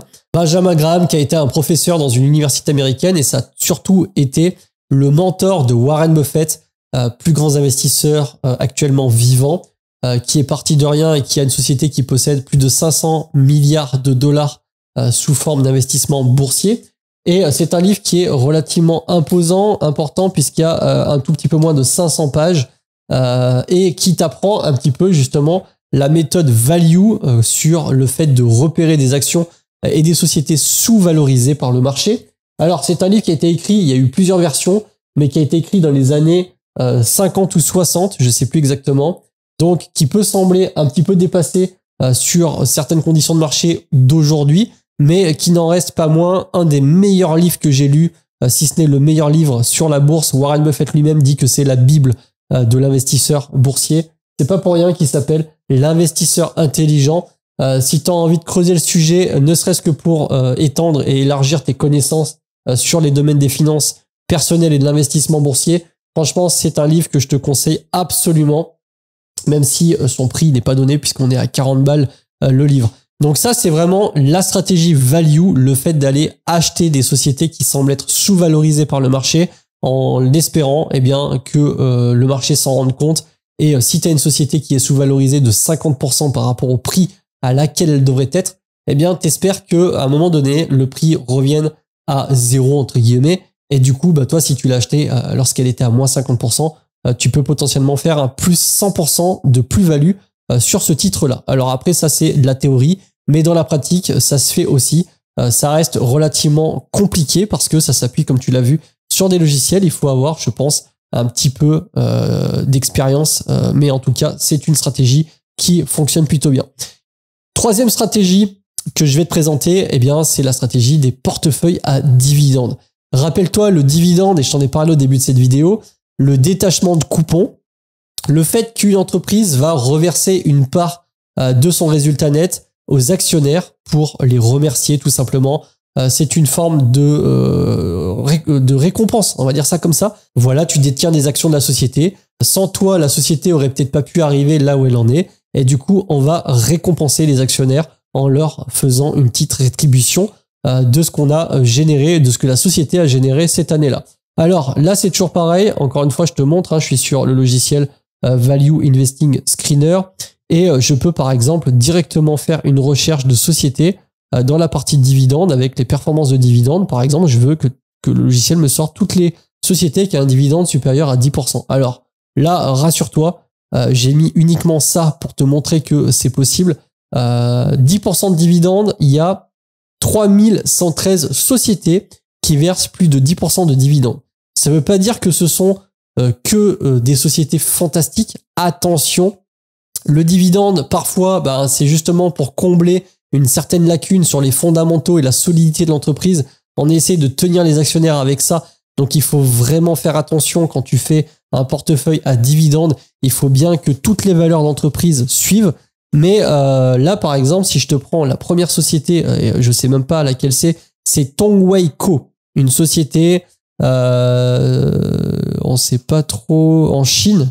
Ok, elle distribue des aliments pour animaux en Chine. Et si on va directement sur la partie dividende, eh bien, on peut voir qu'on est à 11,59% de rendement sous forme de dividende, versé une fois par an. Et ça fait 12 ans sans interruption que la société verse des dividendes. Donc, par exemple, tu peux te constituer un portefeuille, et je vais te donner vraiment des exemples chiffrés qui ne sont pas réels, en tout cas pas aujourd'hui, mais c'est comme si tu avais une valorisation de portefeuille à dividende à hauteur de 100 000 euros et que l'ensemble du portefeuille, eh bien, te verse un 5% annuel en dividende. Eh bien, tu te retrouverais tous les ans à percevoir 5 000 euros de dividendes par rapport aux sociétés et aux actions que tu détiens en portefeuille. Pour te donner un ordre d'idée, à quel point les dividendes, ça peut être incroyable, Warren Buffett, toujours le même, hein, Warren Buffett, il est partout lui, hein, a acheté des actions Coca-Cola, à peu près, je sais plus les chiffres, mais je dirais entre 1 et 1,5 milliard de dollars dans les années 87-88, je sais plus exactement, mais je crois que c'était dans ces années-là. Et il détient encore ces actions aujourd'hui, actions qui versent des dividendes, et tous les ans, Warren Buffett perçoit 700 millions, en tout cas la boîte, la société Berkshire Hathaway de Warren Buffett, reçoit toutes les années 700 millions de dollars de dividendes de la part de Coca-Cola. Alors que je crois que le PDG de Coca-Cola a un salaire de 40 ou 50 millions. Donc tu te rends compte que l'investisseur gagne plus de 10 fois plus sous forme de dividendes que le salaire du PDG de la boîte en question. Ça, c'est la puissance des dividendes, parce que il faut bien comprendre un truc. Tu peux acheter par exemple une société à l'instant T, donc aujourd'hui par exemple en 2024, admettons que tu achètes les actions de cette société, elle coûte 10 euros et il y a 10% de versement sous forme de dividende. Donc sur 10 euros, tu vas percevoir 1 euro. On est d'accord. Admettons que tu détiennes cette action pendant 40 ans et au bout de 40 ans, l'action ne vaut plus 10 euros, mais vaut 100 euros. Elle a fait x10, soit 1000%. Et il y a toujours 10% de rendement sous forme de dividende. Eh bien, sous l'action qui coûte maintenant 100 euros, on va te donner 10 euros par an. C'est-à-dire le prix de l'action que tu as acheté 40 ans plus tôt. Tu as 100% sous forme de dividende par rapport à ton investissement initial. Et ça, c'est ce qui peut faire vraiment la différence sur les portefeuilles à dividende. Mais n'oublie pas, un dividende, c'est un détachement de coupon, c'est-à-dire qu'il va se détacher du prix de l'action initiale. Si l'action est à 100 euros et que tu as 5 euros, c'est-à-dire 5% sous forme de détachement de dividende, l'action va passer à 95 euros et toi, tu vas récupérer 5 euros sous forme de cash qui sera le versement du dividende que tu pourras réallouer comme tu veux. Donc ça, ce sont les portefeuilles à dividendes. De mon côté, je ne choisis pas mes sociétés par rapport aux dividendes qu'elles versent. Il y en a qui font spécifiquement ça. Moi, je ne le fais pas. Donc voilà, ça fait partie des stratégies que chacun est libre de choisir, de pratiquer ou pas. Mais pour autant, je ne pouvais pas ne pas t'en parler dans cette vidéo. Tu vas voir également la stratégie du momentum qui va s'appuyer sur des graphiques. Donc l'analyse graphique qui est très souvent utilisée pour faire du trading, mais tu peux également utiliser la partie momentum. Alors la partie momentum, c'est quoi? C'est globalement d'essayer de savoir dans quelle tendance de marché on est. Est-ce qu'on est plutôt sur un marché haussier? Est-ce qu'on est plutôt sur une société haussière du point de vue de son cours ou pas? Moi, de mon côté, sur mon portefeuille Small Cap Value, je rajoute une composante momentum. Je vais te montrer exactement à quoi ça ressemble. Pour ça, on va aller sur Bourse Direct qui va nous permettre d'afficher des graphiques. Je vais par exemple aller sur le marché de New York, c'est vraiment pour un exemple, et on va se baser sur le S&P 500 qui est l'indice américain de référence et qui drive un petit peu, comme je te l'ai déjà dit tout à l'heure, toutes les bourses du monde. Eh bien, si on regarde par exemple la courbe, on a cette courbe-là entre 2013 et aujourd'hui, donc c'est-à-dire sur plus de 10 ans. Et on peut voir que globalement, si je te trace un truc rapidos, eh bien, on peut voir que la tendance de fond depuis un peu plus de 10 ans, on est clairement en tendance de fond haussière. Alors que, je te le rappelle, hein, ici, on a subi le Covid qui a été une énorme baisse. Et on a eu aussi une correction à ce niveau-là, qui a été la correction des valeurs technologiques en 2022. Qui a fait relativement mal. On a perdu un peu plus de 25% cette année-là. Et le but, eh bien, c'est que, parce que là, on est dézoomé, hein, dis-toi que d'ici à ici, ça fait 1 an, ça serait de savoir un petit peu où est-ce qu'on se trouve. Et par exemple, utiliser la stratégie du momentum, c'est qu'on va essayer de déterminer par divers indicateurs. Là, je ne peux pas te présenter encore une fois l'analyse technique et graphique dans cette vidéo, sinon ça prendrait énormément de temps. J'en fais très peu sur ma chaîne, mais encore une fois, dans la formation tout y est. Eh bien, l'idée, ça va être de déterminer approximativement, je vais prendre un stylo, à partir de quel moment les choses vont commencer à se retourner, les points de pivot tendance qui seront par exemple à ce niveau-là, et de se positionner sur la hausse pendant ce laps de temps, ou du moins d'essayer de prendre une certaine partie de cette hausse et d'arriver à éviter un maximum les baisses. Donc ça, c'est vraiment la stratégie qu'on va appeler momentum, en tout cas que moi j'appelle de momentum. C'est une stratégie d'investissement qui s'appuie quand même sur les tendances de fond, sans faire du day trading, c'est-à-dire de l'achat-revente tous les jours ou du swing trading toutes les semaines, mais d'essayer de timer, ce qui est très dur de timer le marché. Donc c'est vraiment pas une stratégie qui est conseillée, surtout quand tu es débutant. Par contre, la stratégie que on va étudier un peu plus en détail, qui est la stratégie du DCA sur ETF. Ouh là là, là tu sais peut-être pas ce que c'est. Le dollar cost average, j'en ai parlé tout à l'heure sur un ETF. Rappelle-toi, l'ETF c'est un produit financier. Ça pour le coup, eh bien ça a le mérite d'avoir des performances qui sont relativement bonnes, voire très très bonnes, alors que ça demande pas un niveau de compétence de folie. L'idée, c'est relativement simple, c'est d'acheter un ETF, donc un produit financier, exactement tel que je te l'ai montré tout à l'heure, le fameux BNP Paribas de l'ETF S&P 500, qui est disponible, je le rappelle, en PEA. Donc ça, c'est un petit peu le hack. Tu peux acheter des indices américains via un plan épargne action qui normalement est réservé à de l'investissement français et européen, mais tu peux quand même acheter cet ETF-là.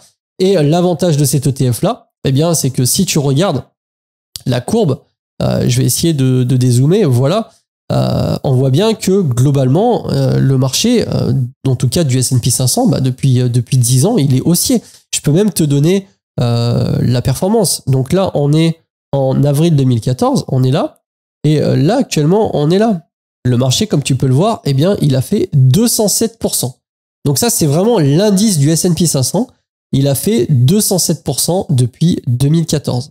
Donc, ça reste relativement intéressant et largement plus intéressant qu'un livret A à 2, 3, 4% suivant la conjoncture économique. Donc, si tu veux, pour faire très simple, une stratégie qui fonctionne et qui est parfaitement adaptée du point de vue d'un débutant, c'est tout simplement de faire un DCA sur un ETF. Alors maintenant, je t'explique ce que c'est que le dollar cost average. Parce que là, tu me dis, ouais, mais c'est cool, Jérém, tu me dis de faire ça, on sait même pas ce que c'est. Le dollar cost averaging, c'est quoi? C'est t'achètes un ETF, tu le mets en portefeuille, donc ça peut être un ETF généraliste, et je te conseille un ETF généraliste, donc soit un ETF du S&P 500, soit un ETF du MSCI World. Tu peux prendre un ETF du CAC 40, chacun est libre de prendre l'ETF qu'il veut. L'avantage, comme tu l'as compris de l'ETF, c'est que ça va te sécuriser, il est auto-nettoyant, et ça te permet d'avoir une diversification sur plusieurs actions. Tu n'as pas le risque que tu investis dans une société qui coule. Par définition, tu es sur un ETF avec plusieurs dizaines, voire centaines de sociétés. Et il n'y a aucun risque que celui-ci coule, que celui-ci se retrouve à zéro. Et la fonction du DCA, c'est que, par exemple, tous les mois, tu vas aller investir sur le produit financier en question. C'est-à-dire que, par exemple, tous les mois, tu vas allouer un budget, 50 €, 100 €, 200 €, 500 €. Tu vas faire sous forme de virement automatique via ton compte titre ou ton PEA et tu vas passer à un ordre tous les mois pour renforcer ta ligne. Ça te permettra de lisser ta position. Ça veut dire que, concrètement, si on zoome par mois, par exemple, tu vas acheter là, tu vas acheter là, tu vas acheter là, tu vas acheter ici, tu vas ensuite acheter quand ça baisse, etc. Et le but, en fait, c'est que toi, ça te lisse la courbe et tu te retrouves avec une courbe qui est vraiment lissée, mais dans la tendance de marché, sans trop avoir à réfléchir sur est-ce que c'est le bon moment de rentrer ou pas. Tu fais confiance au marché sur le fait que ça va évoluer à long terme. Je le rappelle, la performance du S&P 500 depuis à peu près 50 ans, c'est globalement, sans compter l'inflation, 10% par an. Net d'inflation, on est à 6, 5, 7% par an de manière globale. Donc ça prend en compte les crises, que ce soit la crise de 2008, les subprimes, que ce soit la crise des valeurs technologiques, la bulle Internet en 2000, la crise de 1987 ou encore plus récemment la crise du Covid qui a été quand même un crack éclair parce que c'est descendu, remonté dans la même année. Mais l'idée, c'est vraiment d'investir régulièrement et de manière mensuelle ou tous les 2 mois, mais d'investir vraiment régulièrement et en continu sur les marchés financiers dans le but de lisser sa position. Encore une fois, j'avais fait une vidéo, il faudra que je la refasse sur le DCA sur un ETF que je peux te mettre ici, tu iras la voir après cette vidéo. Tu as beaucoup de choses à voir après la vidéo, mais en même temps, tu ne deviens pas investisseur avec une petite formation d'1 heure. Il faut y passer pas mal de temps. Moi, ce que je peux te dire, et en toute sincérité, hein, c'est que si aujourd'hui tu es débutant, si aujourd'hui tu connais rien en bourse, et si aujourd'hui tu veux investir et sans trop aller au casse-pipe et non seulement ne pas perdre d'argent, mais en plus en gagner sans non plus aller sur je vais devenir millionnaire en moins de 3 mois, la meilleure stratégie qui s'offre à toi est de très loin, c'est de faire un DCA sur un ETF. Donc je le rappelle, tu achètes un ETF, tu le mets en portefeuille. Je te conseille l'ETF du S&P 500 pour le moment parce que c'est ce qui tire tout vers le haut, et d'investir tous les mois une somme que tu alloues et ne te pas poser de questions, acheter que ça monte ou que ça baisse. Alors pour illustrer un petit peu les propos et pendant que je te parle, je vais te mettre des extraits d'une vidéo qui est excellente. Je te mettrai encore une fois le lien en commentaire de la vidéo que tu pourras aller voir pour te donner une idée un petit peu plus précise. Mais c'est une vidéo qui a été faite par la chaîne Baguette Finance et qui te montre un petit peu la puissance d'un DCA. Pour le coup, lui a utilisé pour l'exemple l'ETF de MSCI World. Et très concrètement, voilà, tu vas le voir, tu as 3 amis qui investissent. Un qui décide de prévoir les crises et de ne pas prendre le risque d'investir sous peine de perdre son argent. Un autre qui malheureusement n'a pas de chance et investit tout le temps au pire moment. Et une 3e personne qui se pose pas de questions, exactement comme je te l'ai expliqué, et qui va investir tous les mois, c'est 200 €, et il va faire ça pendant 43 ans. Et à la fin, comme tu peux t'en douter, les performances sont au rendez-vous, même dans le cas de la personne qui a investi au pire moment. Mais ça te permettra vraiment de prendre conscience à quel point le DCA et le fait d'investir et d'allouer une somme d'argent tous les mois pour ton investissement financier peut avoir des conséquences positives sur ton portefeuille. Donc vraiment, et là je pense que c'est important de le souligner et encore une fois d'accentuer. Mais rappelle-toi, le but de la vidéo, si tu as cliqué, c'est pour savoir comment tu fais pour investir en bourse avec un petit capital.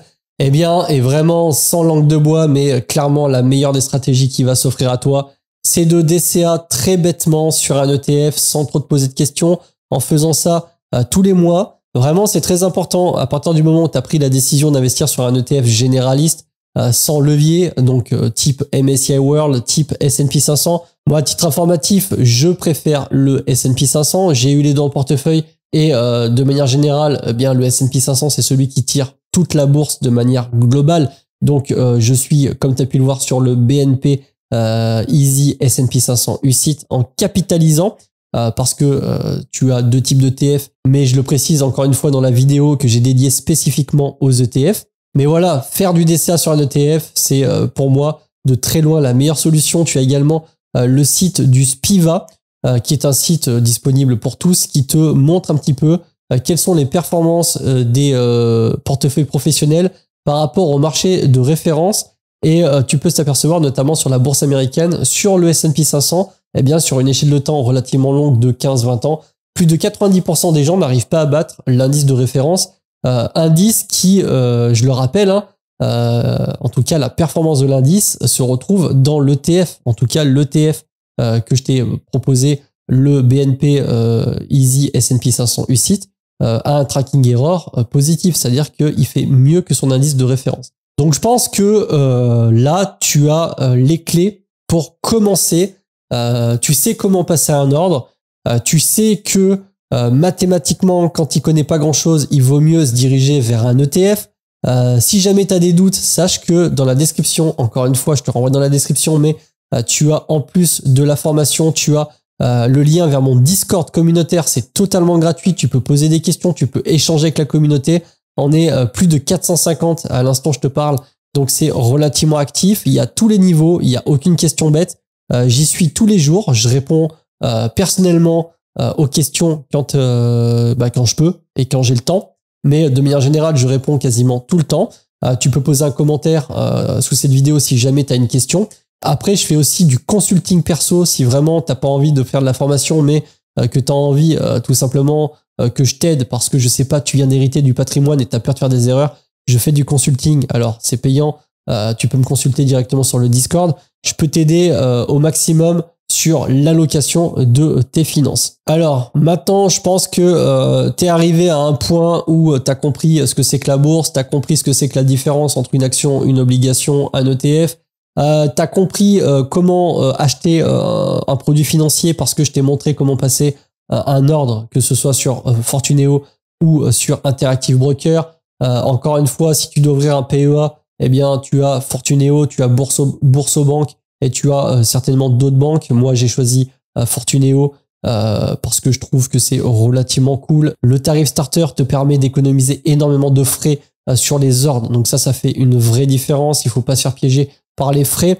Parlons-en des frais un petit peu. Il faut savoir que quand tu fais appel à une banque traditionnelle et que tu as une assurance vie, très généralement, les commerciaux, parce que les banquiers, ça reste des commerciaux, ils sont là pour faire tourner la boutique, eh bien, vont te conseiller des produits financiers qui sont dans leur intérêt parce que ça leur fait gagner de l'argent, parce qu'ils sont commissionnés et parce que bien souvent, il y a des gros frais sur ces produits-là. Et pour que tu prennes conscience à quel point les frais peuvent être handicapants sur ta performance financière sur le long terme, eh bien, on va faire une petite simulation avec une calculatrice d'intérêt composé. Donc là, tu as sous les yeux eh bien, une simulation avec un versement initial de 10 000 euros et derrière, tu vas faire ton DCA à hauteur de 400 euros par mois à 9% d'intérêt sur 20 ans. Si j'appuie sur le bouton calculer, tu peux voir que ça te donne une valorisation après 20 ans de 313 000 euros. C'est relativement conséquent, mais l'idée derrière tout ça, c'est que je te montre un petit peu ce que ça donne si par exemple, tu tombes sur des produits financiers qu'on t'a conseillés en banque et qui ont 2% de frais annuels. Eh bien, ta performance, au lieu d'être de 9% par an, va être seulement de 7% par an. Et rappelle-toi, 313 000 euros. Si on fait calculer, maintenant, on n'a plus que 242 000 euros. Donc, on perd un petit peu plus de 60 000 euros de frais qui sont finalement cachés, auxquels tu n'auras pas fait attention. Et c'est exponentiel avec le temps. Et là, j'ai pris l'exemple sur 20 ans, mais tu t'imagines bien que si tu augmentes le temps, bah, c'est exponentiel. À la fin, tu peux te retrouver avec un cumul de plusieurs centaines de milliers d'euros de frais parce que tu n'auras tout simplement pas fait attention. Donc, vraiment très, très important de bien choisir ces profils de courtage. Chez Interactive Broker, le courtage est relativement peu cher, mais c'est un compte titre, donc c'est encore différent. Sur le plan épargne action, vraiment, en tout cas sur Fortuneo, eh bien, je te conseille de prendre le tarif starter qui est vraiment adapté pour ceux qui n'ont pas beaucoup de capital à allouer. Ça te permet de passer un ordre chaque mois sans frais jusqu'à 500 euros. Donc, c'est inférieur ou égal à 500 euros. Et ça peut faire une vraie différence, encore une fois. Maintenant, et pour terminer, on va aborder une partie que j'ai intitulée eh bien, les conseils du sensei. Donc, tout ce qu'il faut faire ou pas faire, toutes les erreurs que j'ai pu faire de mon côté, les choses que je retrouve très régulièrement de par la communauté, des questions qu'on me pose sur tout ce qui va concerner l'investissement boursier, surtout quand tu es débutant. Premier truc, et je pense que tu as compris, et c'est pour ça que tu es là, et encore une fois, si tu es toujours présent à ce moment-là sur la vidéo, eh bien, franchement, merci.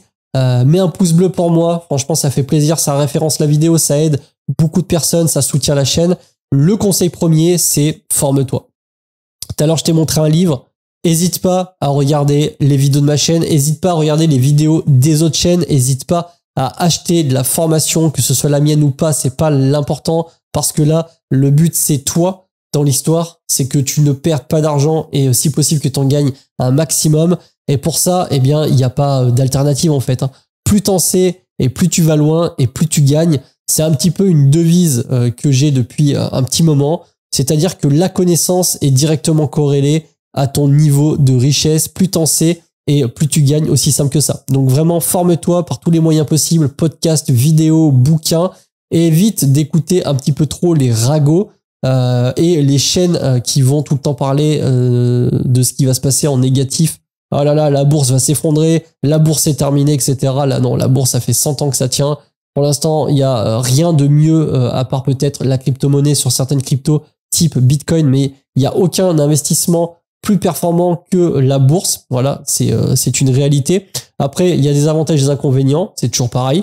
Il y a des avantages à investir dans l'immobilier, tu as l'effet de levier que tu n'as pas forcément en bourse, mais la bourse, historiquement parlant, en termes de rendement, c'est ce qui a fourni les meilleures performances si on exclut les crypto-monnaies de ces 15 dernières années. Forme-toi, hyper important. Vraiment, c'est très très important. Deuxièmement, la psychologie, il va falloir que tu aies un self-control. Il va vraiment falloir que tu prennes sur toi, surtout sur les moments compliqués où la bourse dégringole. C'est toujours facile de faire de la plus-value latente lorsque tout le marché monte et que toutes les actions montent. Tu peux acheter n'importe quoi. C'est un petit peu comme dans un bull run sur les cryptos. Tu peux acheter n'importe quelle merde en crypto et ça monte et tu as l'impression d'être le meilleur investisseur du monde.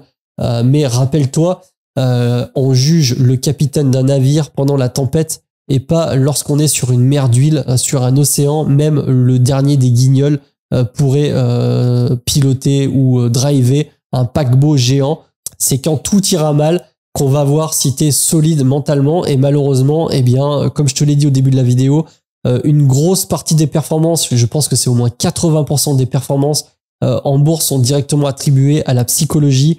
Si tu stresses à la moindre baisse et si tu vends parce que le marché baisse, franchement, ça va te desservir. Petit tips, mais quand tout va mal, la meilleure chose à faire, eh bien, c'est de ne rien faire. Et si tu as de l'argent et que tu ne sais pas quoi en faire, eh bien, deuxième tip, c'est n'en fais rien jusqu'à ce que tu saches quoi en faire, notamment par la formation. Mais la psychologie, le fait de ne pas stresser, le fait de ne pas avoir des biais, de ne pas forcément écouter les ragots que tu vas entendre au boulot, etc. Sauf si tu as des infos qui sont vraiment importantes et données par des gens en qui tu as confiance. Mais sinon, vraiment, je te conseille de travailler ta psychologie, de ne pas stresser et de ne pas perdre le contrôle. C'est le pire truc que tu peux faire. Donc ça, j'ai envie de te dire, il faut y aller progressivement, il faut pratiquer. Avec les années, tu vas voir, ça va aller beaucoup mieux, tu seras beaucoup moins stressé. Au début, tu arrives en bourse, t'es un petit peu nouveau, t'as envie de le crier sur les toits, ouais, je fais de la bourse, j'ai des actions en portefeuille, je sais pas, chacun réagit différemment. Moi, ça m'a fait un peu cette sensation, j'étais jeune, j'avais des actions en portefeuille et je me disais, waouh, c'est incroyable et tout, je suis actionnaire, je suis investisseur. Bon, au bout d'un moment, crois-moi, ça va te passer, mais vraiment, essaye de garder un maximum ton self-control, c'est très important. Tips concernant la diversification. Alors, le truc, c'est que si tu fais un DCA sur un ETF type MSCI World ou S&P 500, t'es par définition diversifié sur 500 sociétés, voire plus. Donc, tu n'as aucun souci à te faire. Maintenant, si tu choisis une stratégie de stock picker, c'est un mot que tu n'as jamais entendu, ou peut-être que tu n'as jamais entendu, mais en tout cas, jusqu'à maintenant dans la vidéo, je ne l'ai pas prononcé. Le stock picking, c'est le fait d'aller sélectionner ces actions individuelles, tiens un peu de Apple, tiens un peu de Microsoft, tiens un peu de LVMH, etc. et de constituer un portefeuille. Il faut ne pas tout mettre dans une seule action, sauf si tu as une conviction de ouf. Warren Buffett, on l'a vu, avait à un moment 50% de son portefeuille sur Apple, mais ça restait une big cap, une société qui est excellente.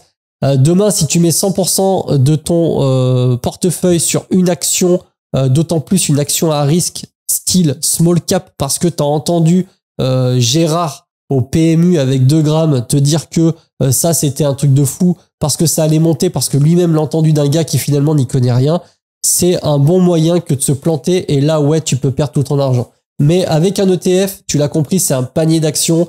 Quand tu prends l'ETF du S&P 500, tu as une micro-fraction de 500 entreprises. Sous PEA, ça sera un système de swap. Je vais pas rentrer dans le détail, mais globalement, tu es diversifié. Mais la diversification, c'est ce qui va te sauver. Et tu peux étendre la diversification au-delà de l'investissement boursier. Moi, actuellement, j'ai de l'investissement immobilier, c'est la plus grosse partie de mon patrimoine, de l'investissement boursier, des cryptos, j'ai 2-3 éléments de collection dans le rétro gaming, j'ai un peu d'or, etc. Je suis relativement diversifié. Et derrière, ça me permet de faire un suivi de Money Management File. Donc, c'est un fichier Excel qui permet vraiment de faire du mesuré découpé. Et du coup, c'est exactement le point sur lequel je voulais enchaîner. Lorsque tu vas commencer tes investissements, moi, je te conseille de faire un suivi. Le mieux, c'est d'utiliser Excel ou un Google Sheet que tu as sur Drive et de faire un suivi sous forme de tableau. Là, par exemple, tu as un tableau de suivi de PEA qu'un membre de la communauté a fait. Et j'ai d'ailleurs fait une vidéo avec lui qui explique un petit peu comment fonctionne ce Google Sheet que tu retrouveras ici. C'est un fichier, comme tu peux le voir, où tu vas aller sélectionner directement les lignes de ton portefeuille parce que Fortunio ne le fait pas. Tu l'as sur Interactive Broker, mais par exemple, Fortunio ne le fait pas. L'avantage, c'est que tu peux construire un suivi personnalisé avec ce genre de logiciel et de fonctionnalités, et notamment la fonctionnalité disponible via Google Finance. Alors, ça fait appel à 2-3 lignes de code, mais encore une fois, on va faire bientôt avec Tallgear un guide complet où on construit un suivi en partant de zéro. Tu vois, c'est très sympa, tu as l'affichage, tu peux comparer tes valeurs avec le marché. Bref, tu peux faire quand même pas mal de choses. Moi, ça, c'est le tableau que j'avais fait initialement et que j'ai toujours. Il faudra que je l'améliore. Où, bah, tu vois, très simple.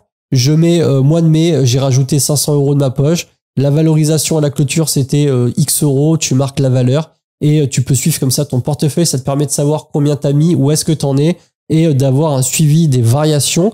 Parce que quand tu fais un mesuré découpé, quand tu fais des fichiers de suivi, eh bien, tu augmentes mathématiquement tes performances. C'est très con à dire, c'est pas magique, mais c'est que tu vas un peu plus dans le cœur du sujet, tu t'intéresses beaucoup plus aux choses et du coup, tu te perfectionnes au fil du temps et encore une fois, bah, t'en sais plus, t'en apprends plus, t'as plus de connaissances et pour le coup, eh bien, tu obtiens bien souvent de meilleures performances.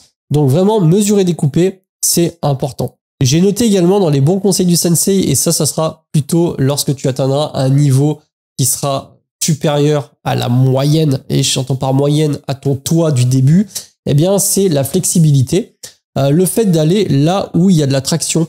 Si demain c'est l'intelligence artificielle qui tracte tout le marché, essaie de sélectionner des ETF où il y a de l'intelligence artificielle à l'intérieur, ou du moins des sociétés qui vont bosser sur l'intelligence artificielle, alias Nvidia. Je te dis pas d'acheter Nvidia, attention. Mais les sociétés technologiques, jusqu'à aujourd'hui et depuis quelques années maintenant, depuis bien une quinzaine d'années, vraiment les performances sont au rendez-vous. S'il y a une rotation sectorielle, il faudra que tu t'adaptes, d'où le fait d'être flexible.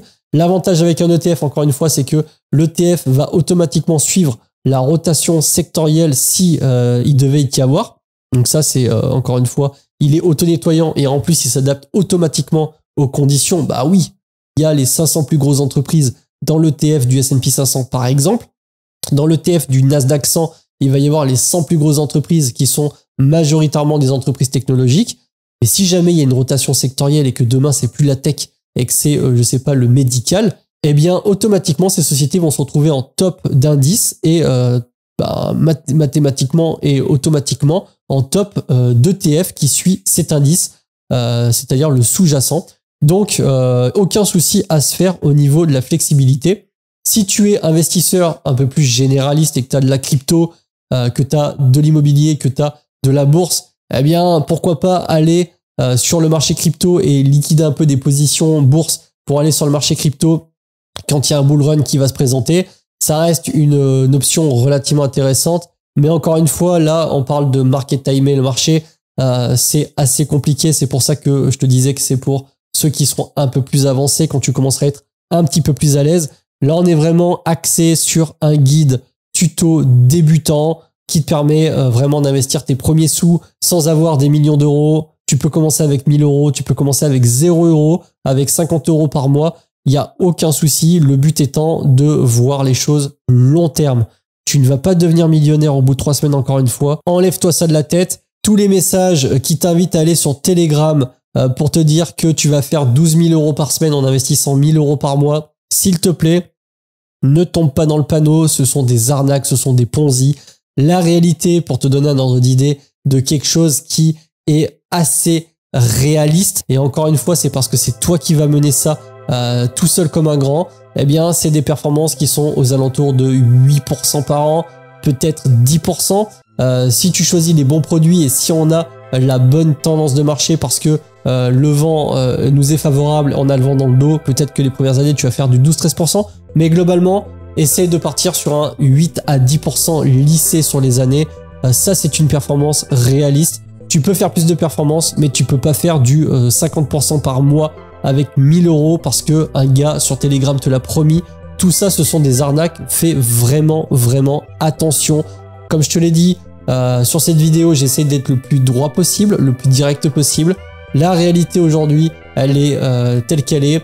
On a la chance, en étant débutant, de pouvoir bénéficier des ETF. Ça existe depuis longtemps, mais ça a vraiment été démocratisé par les chaînes YouTube il y a un certain temps. Est-ce que c'est la solution miracle à tous tes problèmes? Je ne pense pas. Est-ce que c'est une solution d'investissement qui est intéressante? Extrêmement, oui, ça c'est sûr. Pour le coup, et pour faire de l'ETF depuis pas mal d'années, et j'ai fait du stock picking, je peux te dire une chose, c'est que battre un ETF avec du stock picking, c'est extrêmement dur. Même quand tu es confirmé, avancé, même après 10 ans d'expérience sur les marchés financiers, ça reste compliqué. J'essaie de te le montrer sur la chaîne, c'est pour ça que j'ai fait 4 portefeuilles et que je compare ça tout simplement à un PEA qui est 100% ETF. Donc aujourd'hui, tu as une solution qui s'offre à toi, qui est facile à mettre en place, qui ne demande aucune connaissance, si ce n'est de connaître l'existence des ETF et d'avoir un minimum de connaissances. Une simple vidéo comme celle-ci te permet de le faire. De sélectionner ton ETF, tu n'as pas à aller te renseigner tous les mois sur les marchés financiers, tu n'as pas à systématiquement faire une étude graphique de cours, une analyse technique ou alors de détenir des logiciels qui coûtent des centaines d'euros d'abonnement mensuel. Absolument pas. Aujourd'hui, tu sélectionnes un ETF et t'investis tous les mois dessus, ce qu'on appelle le dollar cost average, et tu te retrouves avec des performances qui sont au rendez-vous. J'espère vraiment que ça t'a ouvert les yeux. J'espère que la vidéo a été digeste. N'hésite pas à me le dire en commentaire. Moi, pour terminer, et le mot de la fin, c'est que si il se passe pas un gros problème sur Terre, alias une guerre nucléaire, ou qui est vraiment un écroulement économique sans nom, parce que les dettes des États sont vraiment à leur plus haut, etc. Bref, s'il n'y a pas ce genre de problème, eh bien, normalement, la bourse devrait bien se passer pour toi, à condition que tu fasses de l'investissement long terme, à condition que tu investisses sur des ETF indiciels, et à condition que tu fasses un DCA bête et méchant, exactement comme tu as pu le voir dans la vidéo de Baguette Finance, encore une fois que je t'ai présenté sur la chaîne. Si tu as envie d'aller plus loin après cette vidéo, je te l'ai dit, j'ai l'initiation de la formation où on va beaucoup plus dans le détail, ça dure une dizaine d'heures, c'est ça x10, tu apprends beaucoup de choses, tu as le lien en description de cette vidéo, c'est le premier lien, un call avec un membre de mon équipe qui fera le point sur ta situation, qui te permettra vraiment de savoir qui t'es, où est-ce que tu veux aller, quel est ton profil dans la vie de tous les jours, et vraiment d'adapter au mieux nos programmes pour t'aider au maximum. Sur cette chaîne, j'essaie d'apporter un maximum de valeur, d'aider au mieux les gens. Le Discord communautaire, je réponds à tout le monde. Tu peux demander à chaque fois que quelqu'un te pose une question en perso, je lui ai répondu. Vraiment, je me donne pour que vous essayiez et que vous vous mettiez à faire de l'investissement dans les meilleures conditions. Donc s'il te plaît, n'hésite pas à t'abonner, à liker, à partager, à commenter. J'ai été super content de faire cette vidéo. Il y a pas mal de choses que j'ai pas expliquées et c'est normal parce que sinon, encore une fois, j'aurais mis 10 heures. C'est pas le but. Le but était de t'apprendre à investir, savoir comment faire et t'ouvrir un petit peu les yeux. Et encore une fois, vraiment, forme-toi, va voir le maximum de vidéos.